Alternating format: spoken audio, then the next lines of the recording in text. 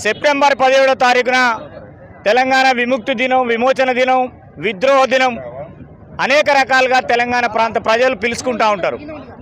మరి దీన్ని దృష్టిలో పెట్టుకొని తెలంగాణ విమోచన దినంగా ఇలా మరి కాంగ్రెస్ ప్రభుత్వం కొనసాగిస్తుంది. దీన్ని ప్రజాపాలన పండుగగా దీన్ని పేర్కొనడం అనేది దురదృష్టకరం. ఎందుకంటే వచ్చి 9 నెలల కాలంలో వారు ఇచ్చినటువంటి 6 గ్యారంటీలు ఏ ఒక్క గ్యారంటీ కూడా 100% పూర్తి చేసినటువంటి సందర్భం లేదు. పోగా తెలంగాణ మంత్రుల మీద, తెలంగాణ మంత్రులు, ముఖ్యమంత్రులు ఇష్టం ఉన్నట్టుగా తెలంగాణ ఎమ్మెల్యేల మీద భౌతిక దాడులు చేస్తూ ఉన్నారు. ఇప్పటికీ తెలంగాణ ప్రాంతంలో అనేక మంది రైతులు ఆత్మహత్య చేసుకున్నారు. అదేవిధంగా తెలంగాణ ఏర్పాటు కంటే ముందు తెలంగాణ తల్లి విగ్రహాన్ని ఆవిష్కరించుకొని తెలంగాణ వ్యాప్తంగా ఊరున పల్లెపల్లెన తెలంగాణ తల్లి విగ్రహాన్ని ప్రతిష్ఠించుకోవడం జరిగింది.